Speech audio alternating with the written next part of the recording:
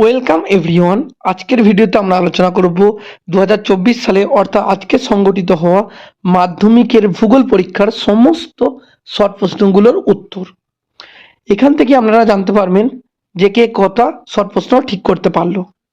তাহলে ভিডিওটি শুরু করার আগে আমাদের চ্যানেলটিকে অবশ্যই সাবস্ক্রাইব করে নোটিফিকেশন মেলটি অন রাখুন, কারণ আমরা প্রতিনিয়ত মাধ্যমিক এবং উচ্চ মাধ্যমিকের সমস্ত রকম আপডেট দিয়ে থাকি। Note, suggestion, PDF, map pointing, test paper solve সব কিছুই আমরা এই চ্যানেলের মাধ্যমে করে রাখি মাধ্যমিক এবং উচ্চ মাধ্যমিক সংক্রান্ত। তাহলে শুরু করা যাক। প্রথম প্রশ্ন দেখি আমরা, একটি বহির্জাত প্রক্রিয়ার উদাহরণ হলো, সঠিক উত্তরটি হবে আবহবিকার। কারণ বাকি যেগুলো রয়েছে ভূমিকম্প, পাত সঞ্চালন এবং অগ্নুৎপাত, এই তিনটে প্রক্রিয়ায় পৃথিবীর অভ্যন্তরভাগে সংগঠিত হয়ে থাকে। 2 নম্বর প্রশ্ন দেখি, পার্বত্য হিমবাহের শীর্ষ দেশে হিমবাহ ও পার্বত গাত্রের মধ্যে সংকীর্ণ ও গভীর ফাটলগুলিকে বলা হয়। সঠিক উত্তরটি হবে অপশন ক, বার্গসন্ড। 3 নম্বর প্রশ্ন দেখি আমরা, এখানে দিয়েছে বায়ুমণ্ডলের যে স্তরে আবহাওয়ার গোলযোগ দেখা যায় সেই স্তরটি হলো ট্রোপোস্ফিয়ার। এই স্তরটির আরো একটি নাম রয়েছে, সেটি হলো ক্ষুব্ধমণ্ডল। বায়ুমণ্ডলে যত রকম গোলযোগ হয়, ঘূর্ণিঝড়, তুষারপাত, বৃষ্টিপাত, সমস্ত কিছুই এই একবারে নিচের স্তরটি, যেটির নাম হচ্ছে ট্রোপোস্ফিয়ার বা ক্ষুব্ধমণ্ডল, এখানেই সংঘটিত হয়। 4 নম্বর প্রশ্ন, বৈপরীত্য উত্তাপ সংঘটিত হয় যখন উষ্ণতা বৃদ্ধিতে উচ্চতা বৃদ্ধিতে উষ্ণতা বৃদ্ধি পায়। অপশন ক হবে সঠিক উত্তর। কারণ আমরা জানি উচ্চতা বৃদ্ধির সাথে সাথে উষ্ণতা কমতে থাকে। প্রতি 1000 মিটার উচ্চতা বৃদ্ধিতে 6.4 ডিগ্রি সেলসিয়াস উষ্ণতা কমে যায়।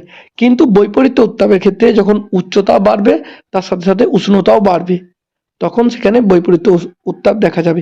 এটি হবে অপশন ক সঠিক উত্তর। 5 নম্বর প্রশ্ন দেখি আমরা, ভূপৃষ্ঠের কোন একটি স্থানের জোয়ারের সঙ্গে ভাটার সময়ের পার্থক্য হবে। অপশন খ 6 ঘন্টা 13 মিনিট।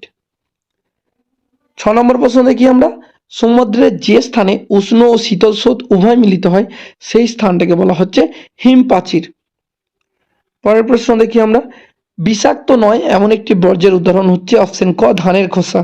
বাকি যে তিনটে রয়েছে ফ্লাই অ্যাশ, পলিথিন, ক্যাডমিয়াম, এগুলো সবকটাই হচ্ছে বিষাক্ত বর্জ্য পদার্থ।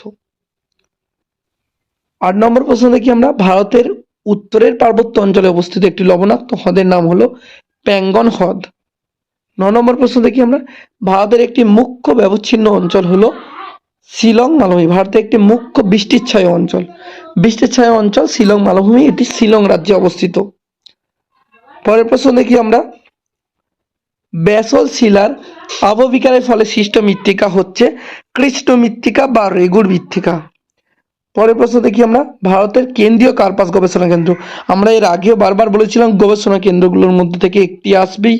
এখানে কার্পাস গবেষণা কেন্দ্র এসছে, যেটি নাগপুরে অবস্থিত। 12 নম্বর প্রশ্ন দেখি আমরা, বনজ ভিত্তিক শিল্পের একটি উদাহরণ হচ্ছে কাগজ শিল্প। কারণ কাগজ শিল্পের প্রধান কাঁচামাল হচ্ছে কাঠ। কাঠ হচ্ছে কাগজ শিল্পের প্রধান কাঁচামাল, যেটি বন থেকে পাওয়া যায়। তাই অপশন ক হবে সঠিক উত্তর। 13 নম্বর প্রশ্ন, ভারতের ডেট্রয়েট নামে পরিচিত হচ্ছে চেন্নাই। চেন্নাইকে ভারতের ডেট্রয়েট বলা হয়। 14 নম্বর প্রশ্ন, উপগ্রহ চিত্রে নদী ও জলাশয়ের যে রঙের সাহায্যে নির্দেশ করা হয় সেটি হবে অপশন গ গাঢ় নীল হবে। গাঢ় নীল রঙে প্রকাশ করা হয়, সবুজ হবে না। পরের প্রশ্ন দেখি আমরা, নদীর উৎস অঞ্চলে ধারণ অববাহিকার সৃষ্টি হয়। শুদ্ধ অশুদ্ধ নির্ণয় করতে বলেছে, এটি হবে শুদ্ধ বা ট্রু, এটি হবে সত্য। 2 নম্বর প্রশ্ন দেখি, ঝুলন্ত উপত্যকা নদী ক্ষয়কার্যের ফলে সৃষ্টি হয়। এটি হবে মিথ্যা বা অশুদ্ধ বা ফলস, কারণ ঝুলন্ত উপত্যকা সমুদ্র তরঙ্গের ক্ষয়কার্যের ফলে সৃষ্টি হয়। 3 নম্বর প্রশ্ন দেখি, সমুদ্র বায়ু সন্ধ্যাবেলায় প্রবাহিত হয়। এটিও হবে শুদ্ধ, সমুদ্র বায়ু সন্ধ্যাবেলা প্রবাহিত হয়। পরের প্রশ্ন দেখি আমরা, হিমালয়ের দুটি উল্লেখযোগ্য উদ্ভিদ হলো গরান ও গোলপাতা। এটি হবে অশুদ্ধ বা মিথ্যা বা ফলস, কারণ গরান আর গোলপাতা হচ্ছে লবণাম্বু উদ্ভিদ, এটি উপকূলীয় অঞ্চলে দেখা যায়। 5 নম্বর প্রশ্ন দেখি, গোদাবরী নদী গ্রস্ত উপত্যকার মধ্য দিয়ে প্রবাহিত হয়েছে। এটি হবে মিথ্যা বা ফলস বা অশুদ্ধ। গোদাবরী নদী নয়, নর্মদা নদী গ্রস্ত উপত্যকার মধ্য দিয়ে প্রবাহিত হয়েছে। সাতপুরা ও বিন্ধ্য পর্বতের মাঝখানে যে গ্রস্ত উপত্যকাটি রয়েছে তার মধ্য দিয়ে প্রবাহিত হয়েছে নর্মদা নদী। এখানে গোদাবরী দিয়ে আছে, তাই এটি ফলস হবে। পরের প্রশ্ন দেখি, আর্সেনিক একটি বিষাক্ত বর্জ্য পদার্থ, এটি হবে শুদ্ধ। আর্সেনিক দূষণের ফলে ব্ল্যাক ফুট ডিজিজ ও আর্মিনোকোসিস রোগ হয়। পরের প্রশ্ন দেখি আমরা, মহাকাশে প্রেরিত ভারতের প্রথম কৃত্রিম উপগ্রহের নাম হচ্ছে অ্যাপোলো, এটি হবে মিথ্যা।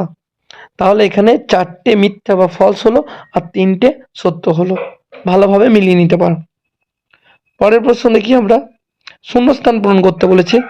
প্রপাত কূপ বা প্লাং পুল সৃষ্টি হয় জলপ্রপাতের তলদেশে।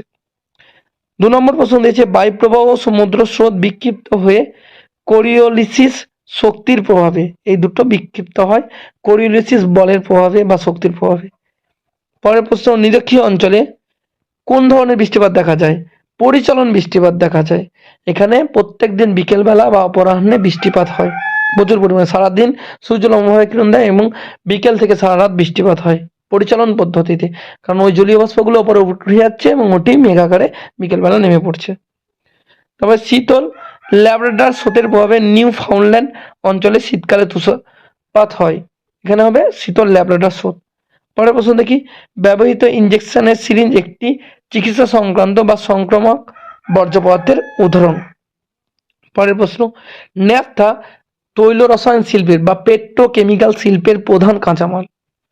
তারপরে প্রশ্ন দেখি, 2011 সালে আদমশুমারি অনুসারে ভারতের সর্বনিম্ন জনঘনত্বপূর্ণ রাজ্য হচ্ছে অরুণাচল প্রদেশ।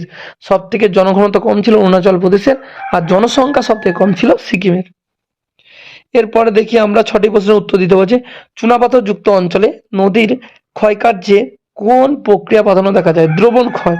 চুনাপাথর মানে চুন আমরা জল দিলে গুলে যায়, তাই দ্রবণ ক্ষয় বেশি হয়। তারপরে প্রশ্ন, বায়ুমণ্ডলের কোন স্তরে মেরু প্রবাহ দেখা যায়? বায়ুমণ্ডলে আয়নোস্ফিয়ারে মেরু প্রবাহ দেখা যায়। পরের প্রশ্ন, কোন মহাসাগরে ঋতু পরিবর্তনের ফলে সমুদ্র স্রোতের দিক পরিবর্তিত হয়? এটি হবে ভারত মহাসাগরে। পরের প্রশ্ন, কর্ণাটকের ব্যবচ্ছিন্ন মালভূমির নাম হলো মালনাদ। পরের প্রশ্ন, কোন শক্তিশালী ক্রান্তীয় ঘূর্ণিঝড়ের প্রভাবে 2020 খ্রিস্টাব্দে দক্ষিণবঙ্গ ক্ষতিগ্রস্ত হয়েছিল? এটি হচ্ছিল আমফান ঝড়। আমরা বাড়ি থেকে বেরোতে পারছিলাম না, আমফান ঝড়ের প্রচুর তাণ্ডব হয়েছিল এবং ক্ষয়ক্ষতিও হয়েছিল। শ্বাসমূল কোন জাতীয় উদ্ভিদের দেখা যায়? ম্যানগ্রোভ উদ্ভিদের শ্বাসমূল এবং ঠেসমূল দেখা যায়। পরের প্রশ্ন, খনিজ তেল ও স্বাভাবিক গ্যাস বহনে কোন পরিবহন মাধ্যম খুবই উপযোগী? নলপথ। আমাদের এখান দিয়ে আমরা বলি না গ্যাসের পাইপ লাইন যাচ্ছে, সব খনিজ তেলের পাইপ লাইন, সো হচ্ছে নলপথ হচ্ছে সব থেকে গুরুত্বপূর্ণ মাধ্যম। পরের প্রশ্ন দেখি, ভূবৈচিত্র্য সূচক মানচিত্রে যে কাল্পনিক রেখার সাহায্যে ভূমির উচ্চতা দেখানো হয়, ভূমির উচ্চতা দেখানো হয় সমোন্নতি রেখার সাহায্যে। এটি মানচিত্রে বাদামি কালি দিয়ে ব্যবহার করা হয়, টোপোগ্রাফিক্যাল ম্যাপগুলো বা টোপোশিটগুলোতে আমরা দেখতে পাই সমোন্নতি রেখা। এরপরে বলছে ডান দিক আর বাম দিকের মিলনতে বলেছে কাশ্মীর উপত্যকা। কাশ্মীর উপত্যকায় কি পাওয়া যায়? জাফরান প্রচুর চাষ হয় কাশ্মীর উপত্যকায়। লুনি নদী, লুনি ভারতের দীর্ঘতম অন্তর্বাহিনী নদী, এটি কোথায়? রাজস্থান রাজ্যের উপর দিয়ে গেছে। রডোডেনড্রন, রডোডেনড্রনের সাথে হবে অল্পীয় উদ্ভিদ, 1 নম্বরটা হবে রডোডেনড্রন, এক ধরনের অল্পীয় উদ্ভিদ যেটি হিমালয় পার্বত্য অঞ্চলে দেখতে পাওয়া যায়। সালেম শঙ্কর ইস্পাত শিল্প কেন্দ্র হচ্ছে সালেম, 2 নম্বর সাথে হবে। এরপরে দেখি আমরা 2 নম্বরের প্রশ্নগুলো দিয়েছি। অগ্নিভবনের সংজ্ঞা, সৌর বিকিরণ বলতে কি, আপেক্ষিক আর্দ্রতা, অ্যাপোজি, এগুলো আমরা বড় প্রশ্নের সাথে বিস্তারিতভাবে আলোচনা করে দেবো বা ম্যাপ পয়েন্টিং এর সাথে পিডিএফ তৈরি করে আলোচনা করে দেবো। কয়াল বলতে কি বোঝা হয়? কেরালা অঞ্চলে ওখানে লবণাক্ত জলের হ্রদগুলোকে কয়াল বলা হয়। পৃথিবীর বৃহত্তম কয়াল হচ্ছে ভীমানাথ কয়াল। শিকর আলগা শিল্প কাকে বলা হয়? কার্পাস বস্ত্র বয়ন শিল্পকে বলা হয়, কেন বলা হয়, এগুলো সব বিস্তারিতভাবে আলোচনা করে দেবো। এরপর দেখি আমরা ব্রড প্রশ্নগুলো, ঘূর্ণবাদ প্রতিভাগ, ঘূর্ণবাদের পার্থক্য, খুবই সোজা সোজা প্রশ্ন পড়েছে। জৈব ভঙ্গুর, জৈব অভঙ্গুর পদার্থ খুবই গুরুত্বপূর্ণ। কৃষির সমস্যাগুলো, এগুলো খুবই সোজা সোজা প্রশ্ন পড়েছে। আমরা দেখে নিই ম্যাপ পয়েন্টিং গুলো। এখানে দৃষ্টিহীনদের প্রশ্নগুলো দিয়েছে। ব্রড প্রশ্নগুলো দেখি আমরা। বায়ু ক্ষয় কাজের ফলে গঠিত ভূমিরূপগুলো আমরা বলেছিলাম। এবারে বায়ু গুরুত্বপূর্ণ, বায়ু থেকে পড়বে, বায়ু থেকে পড়েছে। মধ্যসাগরীয় জলবায়ু অঞ্চলের বৈশিষ্ট্য, খুবই গুরুত্বপূর্ণ প্রশ্নগুলো পড়েছে। ভারতে ইক্ষু চাষের পরিবেশগুলো পড়েছে। ব্রড প্রশ্নগুলো খুবই সোজা সোজা পড়েছে এবং কমন ছিল সবকটি। এরপরে দেখি আমরা ম্যাপ পয়েন্টিং গুলো বিস্তারিতভাবে দেখে নিই। মেঘালয় মালভূমি, মেঘালয় দেখতে পাওয়া যায়, মেঘালয় রাজ্যে মেঘালয় মালভূমি দেখা যায়। তারপর মালাবার উপকূল, মালাবার উপকূল দেখতে পাওয়া যায়। কেরালা উপকূল কি মালাবার উপকূল বলা হয়, দক্ষিণ ভারতে আরব সাগরের দিকে দেখা যায়। নর্মদা নদী হচ্ছে সাতপুরা এবং বিন্ধ্য পর্বতের মাঝখান দিয়ে প্রবাহিত হয়েছে, খাম্বাত উপসাগরে পড়েছে। শীতকালীন মৌসুমী বৃষ্টিপাতযুক্ত অঞ্চল, করমণ্ডল উপকূলে দুবার বৃষ্টিপাত হয়, গ্রীষ্মকাল এবং শীতকাল উভয়। এটি লবণাক্ত মৃত্তিকা অঞ্চল, সুন্দরবন দেখিয়ে দেবো আমরা। ভারতের কেন্দ্রীয় বনভূমি গবেষণা কেন্দ্র, বারবার বলছি গবেষণা কেন্দ্র থেকে একটি ম্যাপ পয়েন্টিং থাকে দেরাদুন উত্তরাখণ্ডের। আমাদের ম্যাপ পয়েন্টিং এর ভিডিওগুলো দেখলে বুঝতে পারবে প্রত্যেকটাই ম্যাপ পয়েন্টিং করানো আছে এবং 100% কমন পড়েছে। ভারতে তারপর পূর্ব ভারতের চা উৎপাদক অঞ্চল আসাম, আসাম চা উৎপাদনে ভারতে প্রথম স্থান অধিকার করেছে। এগুলো সব কটি করানো আছে। বারবার আমরা ম্যাপ পয়েন্টিং এর প্রতিনিয়ত ভিডিওগুলো আপলোড করেছিলাম এবং লাস্ট 20 বছরে যে সমস্ত মাধ্যমিকে ম্যাপ পয়েন্টিংগুলো পড়েছিল 2003 থেকে 2023 পর্যন্ত প্রত্যেক বছরের ম্যাপ পয়েন্টিংগুলো আমরা বিস্তারিতভাবে আলোচনা করে দিয়েছি। সমস্ত ম্যাপ পয়েন্টিং এর প্রশ্নগুলো কমন এসেছে এখানে। তাহলে আজকের ভিডিওতে আমরা শর্ট প্রশ্নগুলো ম্যাপ পয়েন্টিংগুলো আলোচনা করে দিলাম বিস্তারিতভাবে।